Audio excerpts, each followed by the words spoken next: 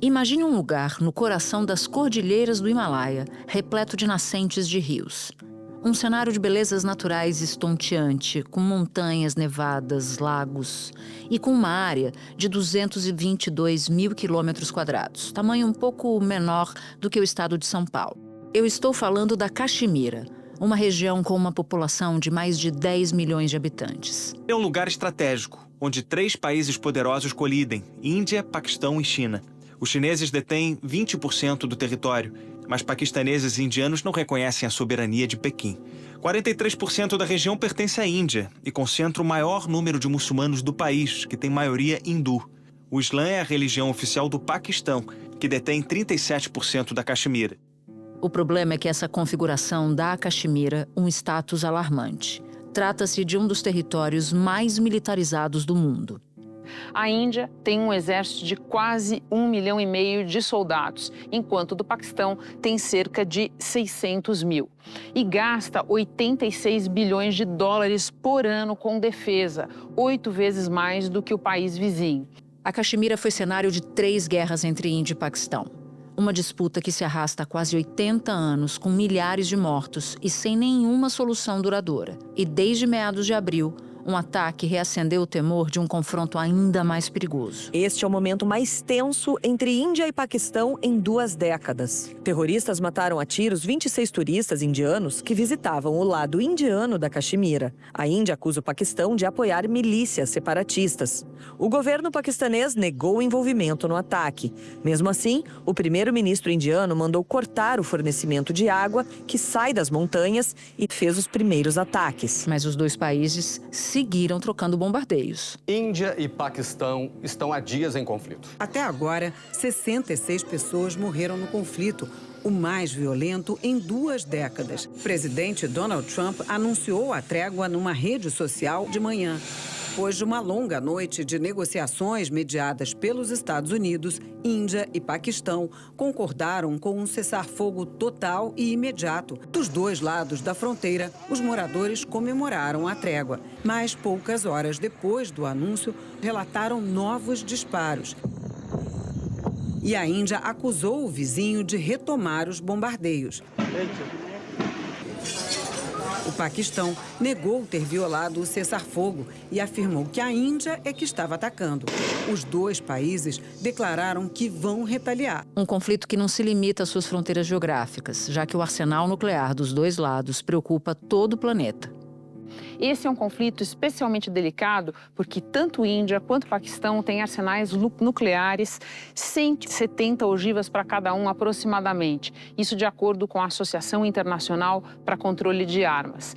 Importante, nenhum dos 2 países assinou o Tratado de Não Proliferação Nuclear de 1970 e ambos continuam trabalhando para ampliar seus arsenais e desenvolver novas tecnologias de alcance das bombas. A Índia é uma grande potência militar e o Paquistão não chega nem perto.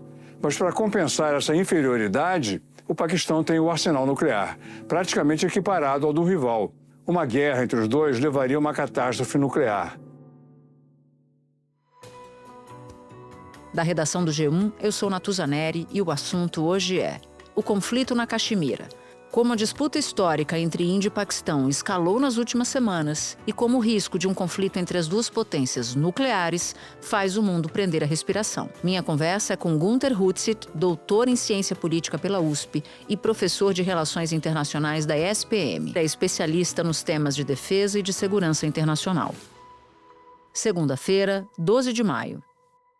Günter, antes da gente entrar nos recentes ataques entre Índia e Paquistão, queria pedir para você nos explicar o que é a Caxemira e por que esse território está em disputa. Em 1947, quando o governo britânico deu a independência para a colônia da Índia e que tentou manter um único país, só que as lideranças hindus e muçulmanas não concordaram com isso. Então já começa nesse processo as diferenças religiosas, principalmente os hindus tentando montar um país multiétnico, laico, e os muçulmanos não concordando com isso. Por isso explode a violência, uma violência que já vinha crescendo nos últimos meses antes da independência, E a Caxemira é uma região montanhosa na Cordilheira dos Himalaias, que era governada por um Raj, né, um príncipe hindu, mas a região era de maioria muçulmana. Ele ficou nesse primeiro tempo meio que indeciso de que lado aderir, só que quando ele foi atacado por muçulmanos, ele pediu ajuda ao novo governo da Índia, que levou ao apoio militar em troca dele aceitar fazer parte da Índia como país. Índia e Paquistão já fizeram 3 guerras por causa da Caxemira, em 1947, 1965 e 1999. Os dois países eram uma colônia britânica até 1947, quando se tornaram independentes. A Índia de maioria hindu, o Paquistão de maioria muçulmana. Mas a Caxemira, onde os muçulmanos predominam, se aliou à Índia e foi invadida pelo Paquistão. Essa primeira guerra acabou num cessar-fogo, com uma linha dividindo a Caxemira entre os dois países, linha que existe até hoje. Então a origem está nesse ponto que é o mais complicado que eu considero no mundo.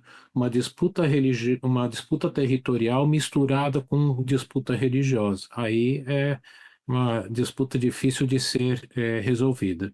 Bom, e aí a gente entra neste conflito mais recente. No dia 22 de abril, homens armados abriram fogo e mataram mais de 26 turistas, a maioria hindus, numa cidade que fica na parte da Caxemira, que é administrada pela Índia.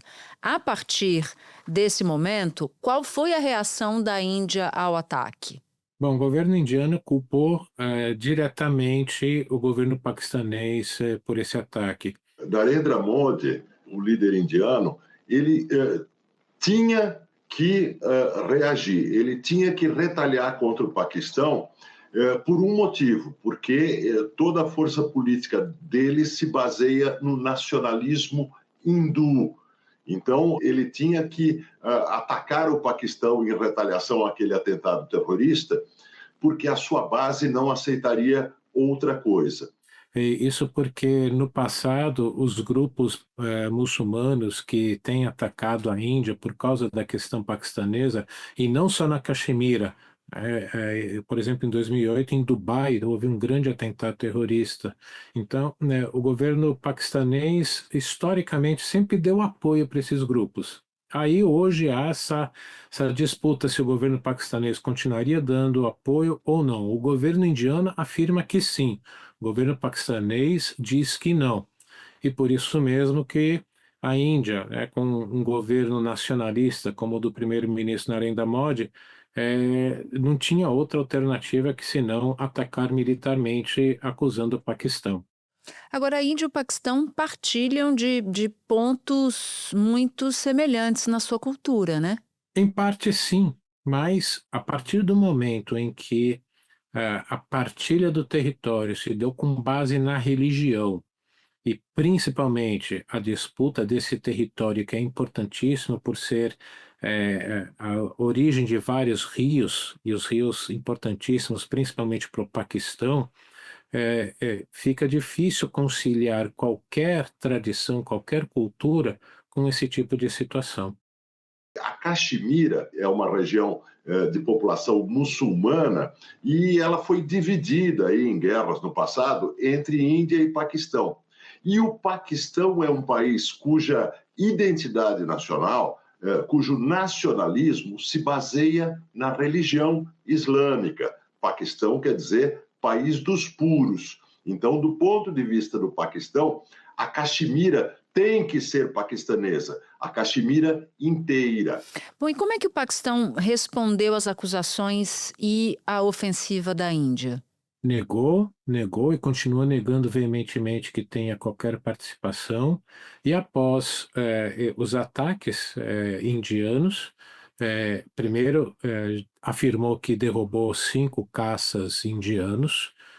Há disputas realmente quanto a isso, quantos na verdade. O governo indiano não se pronunciou, pelo menos até agora que nós estamos conversando, e tem lançado ataques também porque afirmou que o que a Índia atacou foram localidades civis, matando ao redor de 30 pessoas civis, não militares, e por isso mesmo se via na obrigação de retaliar o ataque indiano. Agora, tem uma curiosidade aí sobre esses ataques, porque o conflito agora é chamado de Guerra da Água. Por quê? Porque nos anos 50, os dois países assinaram um acordo em que a Índia se comprometia a liberar uma quantidade de água pelos rios que nascem, né, nos Himalaias, portanto em território indiano, e seguem para o Paquistão. O Paquistão tem pouquíssimas fontes de águas nascendo no seu próprio território, e por isso depende desses rios. E para ter uma ideia, mesmo durante as guerras de 65, 71 e até 99, a Índia não cortou essas águas, não rompeu esse acordo. E agora o governo de Narendra Modi afirmou que saiu desse tratado e estava começando a preparar planos para represar esses rios. Tudo bem que construir uma hidrelétrica demora alguns anos, mas pelo fato dele já ter anunciado que saiu e que vai construir, já escalou a tensão e que o governo paquistanês já disse: se efetivamente vier a represar as águas, isso será considerado um ato de guerra. A Índia anunciou que vai cortar a água dos rios que nascem em seu território e passam pelo Paquistão. A água que pertence à Índia e que até agora fluía para fora será retida para servir aos interesses da Índia e será utilizada dentro do país, declarou o primeiro-ministro indiano Narendra Modi em um discurso. Horas antes da declaração de Modi, o Paquistão já havia acusado a Índia de alterar o fluxo do rio Chenab. O governo indiano suspendeu sua participação em um tratado de compartilhamento de recursos hídricos assinado em 1960 com o Paquistão. Porque eu diria que em torno de 80% da água consumida em boa parte do Paquistão e a parte mais agricultável vem desses rios. Espera um pouquinho que eu já volto para continuar minha conversa com o Gunther. Bom, de repente, no dia 7 de maio, entra um personagem, que é um personagem poderoso no mundo, que é a China. Qual é o interesse da China e qual é a influência da China para arbitrar esse conflito? Bom, a China é um aliado histórico do Paquistão porque tem uma disputa territorial com a Índia. Índia e China são inimigos. Praticamente toda a fronteira entre os dois países não é reconhecida.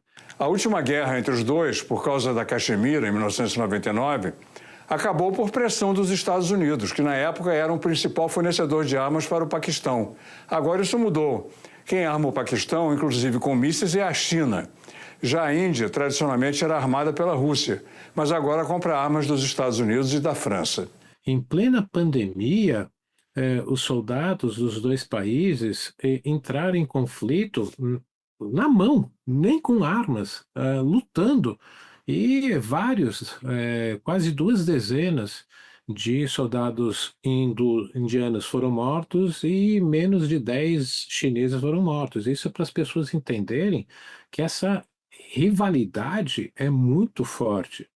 E por isso mesmo que a China se aproximou historicamente do Paquistão e foi o grande apoiador, incentivador e fornecedor de tecnologia e material militar recentemente e principalmente no programa nuclear paquistanês, justamente naquele velho ditado brasileiro, né? Inimigo do meu inimigo é meu amigo.